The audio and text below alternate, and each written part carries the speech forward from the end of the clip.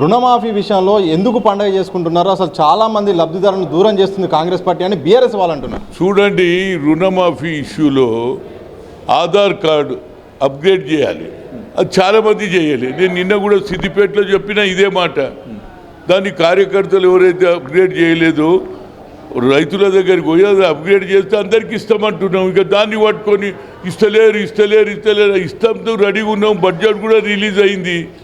దాన్ని పట్టుకొని ఇస్తలేరంటే కొన్ని రైతులకు తెలియక చేయలేదు.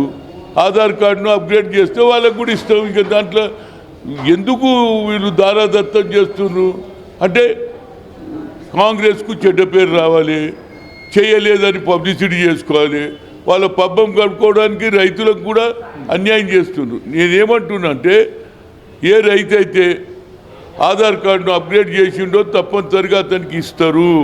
అదేవిధంగా రెండో విడత కూడా ఇస్తారు.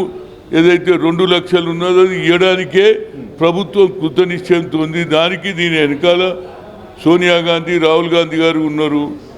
తుక్కుగూడలో చెప్పిన వాగ్దానాలన్నీ పూర్తి చేస్తాం. అదేవిధంగా అంచెలంచెలుగా అన్నీ పూర్తి చేస్తాం. ఇప్పుడు మొదలు పెట్టంగానే దానికి రైతులలో సంతోషం ఉంటే అరే వీరికి దొరకలే వారికి దొరకలే, ఏందిరావా ఇది? చిల్లర రాజకీయాలు చేస్తున్నారు. మీరు పూర్తిగా అయినాక ఎవరికి రాలేదు అంటే అప్పుడు మాట్లాడతారు. We got a time 15th August లోపల ఎవరికి రాలేదో చెప్తే వాళ్ళకు కూడా ఇస్తాము. ఏదైనా పొరపాటు అయితే ఇస్తాం. ఇవ్వలేదని అంటే మీ లెక్క మేము చెప్పలేదు కదా. మీరేమన్నారు? ఆ ₹1,00,000 కూడా ఎప్పుడు ఇచ్చిండ్రు? అవి ఇంట్రెస్ట్ కిందనే పోయినాయా లేదా?